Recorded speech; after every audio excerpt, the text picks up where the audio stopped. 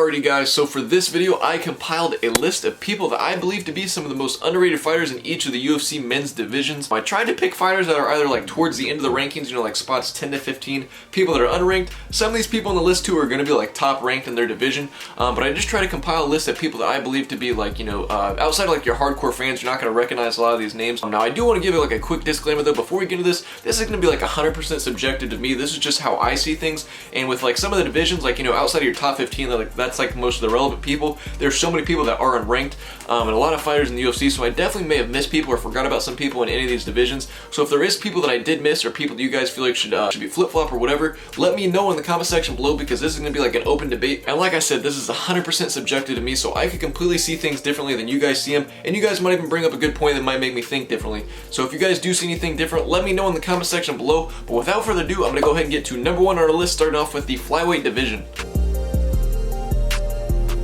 Alright, so starting us off on our list, I have Brandon Moreno, and you guys are probably going to be like, okay dude, you were talking about people that are unranked or ranked like spots 10 to 15, and you're bringing the champion on number one. Yes, I know, but this honestly is more like personally for me. I completely underappreciated Brandon Moreno. Going into a second fight with Deiveson Figueiredo, I thought for sure there was absolutely no way Moreno was going to beat Figueiredo, especially because Figueiredo was saying, you know, I was sick, he was in the hospital the night before their first fight.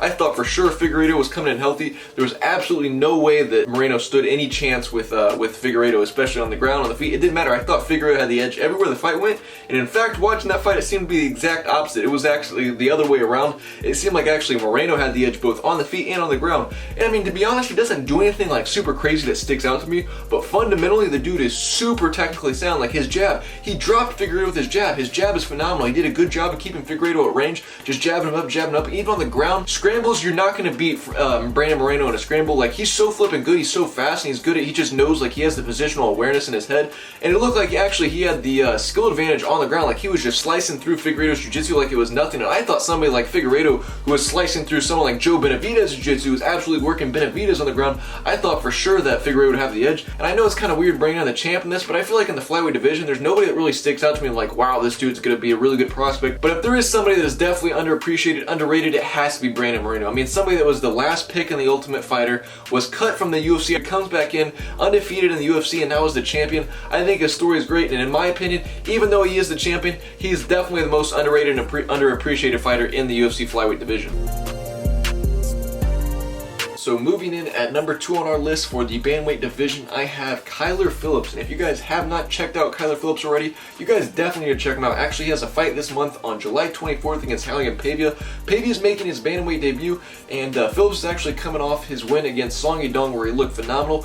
He's got like a very exciting like kickboxing style. He trains with like Sean O'Malley and Casey Kinney, those guys at the MMA lab. He's got like he throws like all kinds of like crazy techniques, wheel kicks, things like that. He's very, very good on the feet and on the ground as well. He's a black belt in jiu-jitsu. He's only like 25 or 26. Black belt in jiu-jitsu, has phenomenal wrestling. Dude is a problem on the feet and on the ground. Anywhere the fight goes, he's like a leech. Once he gets a hold of you, like you're screwed. He's very athletic. He's very flexible, so he can do all kinds of crazy things. He's a super, super exciting guy to watch. And like I said, ranked number 15 in the bantamweight division. He's definitely not like a super well-known guy, especially if you're not like a hardcore fan. You probably haven't watched him fight or just recognized who he is. But like I said, record of 9-1. He's undefeated in the UFC. He's definitely going to be somebody to watch, especially when he moves up in the rankings. I definitely think he's going to be a problem for a lot of those top-ranked bantamweights.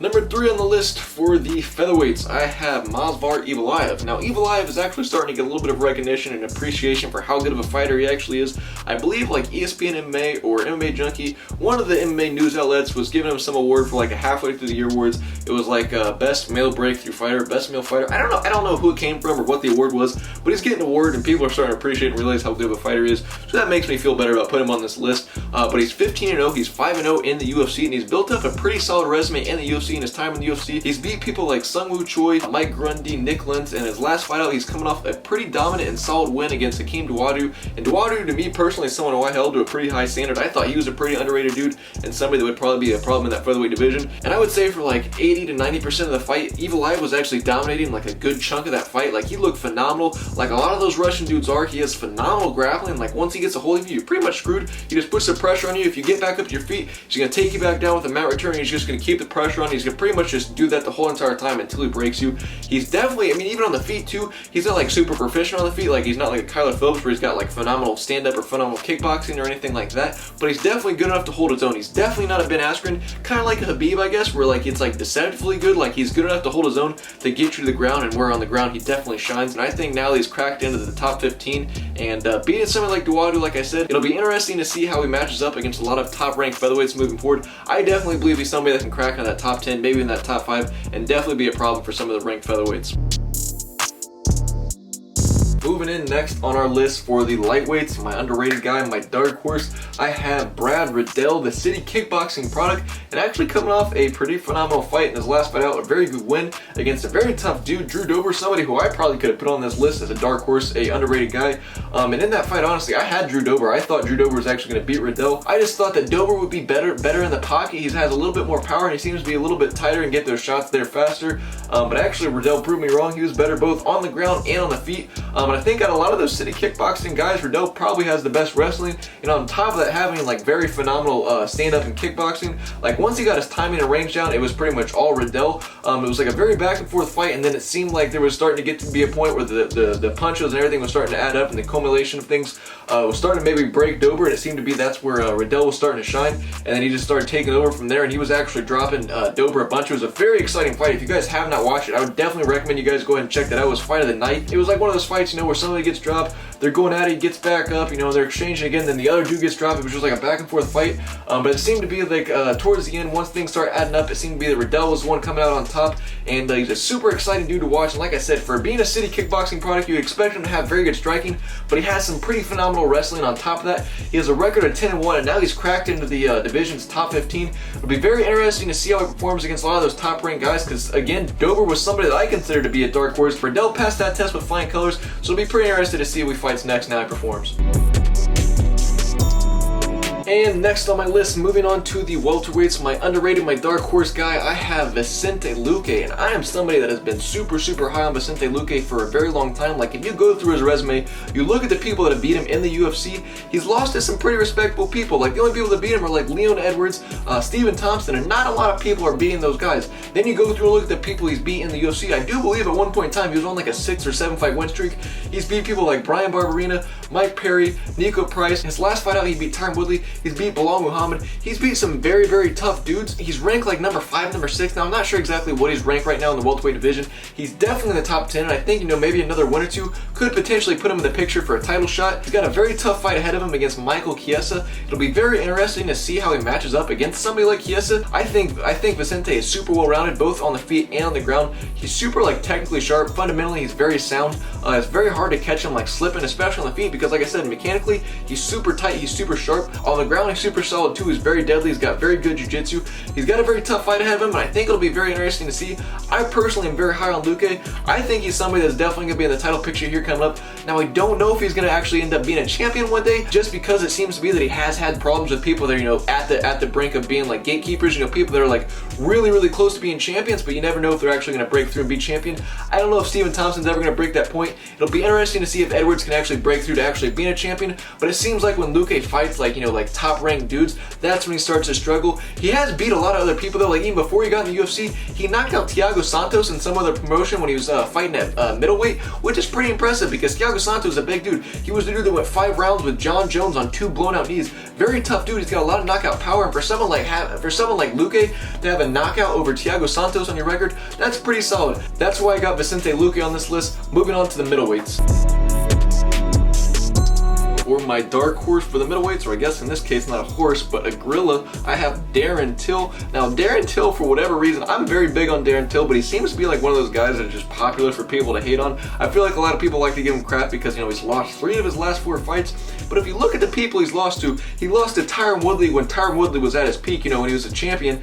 Lost to Jorge Masvidal, which is getting knocked out by Jorge Masvidal. Obviously, the way he got knocked out obviously isn't good. You don't want that, but I mean, getting knocked out by Masvidal, especially in the beginning of the fight when Till almost actually put Masvidal away, floored him in like the first 20 seconds, put Masvidal on his butt, almost put him away, and Masvidal obviously recovered, came back, and pieced up Till and knocked him out beautifully. Was setting him up with that like switch stance overhand. It was beautiful. I don't really feel like it's like that bad, like to feel like, Jorge Masvidal knocked him out. Like, it's not like Ben Askren knocked you out. It's like nothing to really be ashamed of. Masvidal's a very good striker, and especially too when Till was fighting at 170, he was depleting himself too. Like, look at the pictures from when he cut weight. He was definitely depleting himself, and I mean, especially when you get clipped by that, especially with somebody that has as good as technique and power like Masvidal, it's definitely gonna knock you out. It's gonna knock you out brutally. And then his last fight out, he lost against Robert Whitaker, which is a very close fight. They were neck and neck the whole entire fight. Now, I definitely think it was clear that Whitaker won, especially with those takedowns. But I mean, it was neck and neck. And again, another fight where Till almost put Whitaker away in the first round, clipped him with that elbow as soon as Whitaker was coming in. It was beautifully timed and almost put Whitaker away. Both those fights, 2 out of those 3 fights, he actually almost put his opponent away before he ended up losing the fight. Now, the Tyron Woodley fight, I don't know what's going on. He was just completely gun shy in that fight. And then before those losses, he was undefeated. He has some pretty respectable wins too on his resume. He's beat Kelvin Gastelum, Cowboy Cerrone. I think Till was actually like the guy that turned Cowboy Cerrone into just a stepping stone for prospects, because after that is when flipping Cowboy just went downhill. And also beating, the guy we were talking about in my last segment with the welterweights, Stephen Thompson, how I said, a lot of people don't actually beat Stephen Thompson. Well, Darren Till was one of the few people that actually beat Stephen Thompson. I think that goes to show, how good, especially of a striker that Darren Till is. Being able to beat somebody like Stephen Thompson in a pure striking match is a pretty nice feather in your cap. But I really like Darren Till, and that's why I got Darren Till on this list as my dark horse for the middleweights. Next on the list at number 7 for the light heavyweights, I have Yuri Prochazka. Now, there was 2 people I was debating between to put on the list for the light heavyweights. It was either Yuri Prochazka or Alexander Rakic, but I feel like Alexander Rakic has more UFC fights, so people just might know who he is, or he might be a little bit more well known. Someone like Prochazka, he's only 2-0, but in his 2 fights in the UFC, he's beat people like Volkan Ozdemir and Dominic Reyes, finishing them both, and he's probably going to fight for the title next. And personally, I believe he probably will win the title if he does fight for the title next, whether it's Teixeira or Blachowicz, whoever wins that fight between both of them. I like Prochazka's chances against either of them. I think he'll probably knock him out because he has a weird style, because he's so unorthodox and has a lot of power. It makes people gun shy. It was kind of like how Tony Ferguson was when Tony Ferguson was on his tear. It's like so weird and so unorthodox. You don't know, like, you might get caught with you might step in for some technique and get caught with like a spinning back elbow like Dominic Reyes did. That makes you a little bit nervous and makes you a little bit scared, and I think it's going to work for him for a while. I don't think he's going to be like a long reigning champion if he does win the title. He might have 1 or 2 defenses. I think somebody like maybe Rakic or somebody is going to come along and eventually beat him. Somebody's just technically a little bit sharper, but I do definitely believe that Prochazka has a chance and probably will end up winning the UFC Light Heavyweight Championship at some point in time. Record of 27-0, only gone to a decision 1 time in his whole entire fighting career. 30 fights, only 1 decision. He's on like he's like on a 12-fight win streak with 11 finishes, 2-0, 2 finishes in the UFC.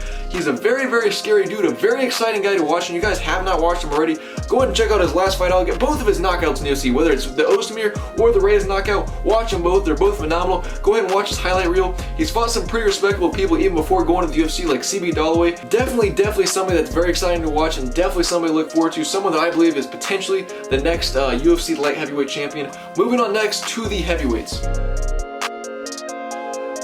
And for the final fighter on my list, my dark horse in the heavyweight division, I have for you guys the number 12 ranked Tom Aspinall, or Fat Darren Till, if you will. I actually initially was going to put Cyril Gane in this spot, but I feel like now, after his performance against Volkov, I feel like the cat's out of the bag. Gane's pretty good. So instead, I got Tom Aspinall for you guys. Tom Aspinall is another Team Calbon product. He has a record of 10-2. He's 3-0 in the UFC, and whether he's winning the fight or he's losing the fight, it's guaranteed so far that the fight's going to end in a finish. He has a 100% finish rate, both in his losses and in his wins, and like I said, he's 3-0 in the UFC. Aspinall has a record of 10-2. He's 3-0 in the UFC, and whether he's winning the fight or he's losing the fight, so far in his career, it's guaranteed that the fight's going to end in a finish. He has a 100% finish rate, both in his losses and in his wins, beating people like Andrei Arlovsky, Jake Collier. He's put on a pretty good showcase too in these fights.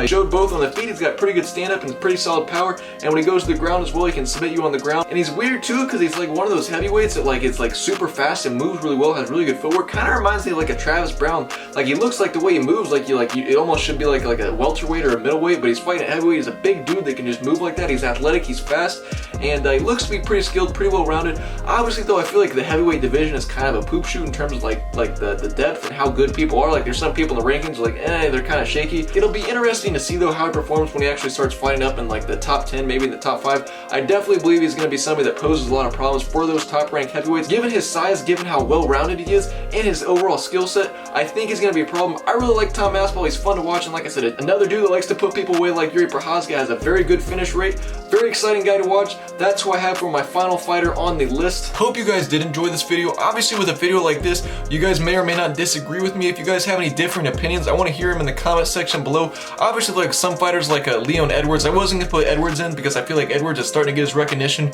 or Islam Makhachev. I didn't throw a lot of those people in, or Cyril Gane, which I explained in the last slide. But I hope you guys did enjoy this video. If you guys did, please be sure to drop a like, share this video. If you guys know anyone else that enjoys this type of content, please send my video their way. I make videos like this every single week, and I'm really trying to grow something out of this. So if you guys do want to support me, if you guys enjoy what I do, the best thing you guys can do is like my stuff, subscribe, and share it. I would greatly appreciate it. Like, comment, subscribe, and until next time, I'll catch you guys later.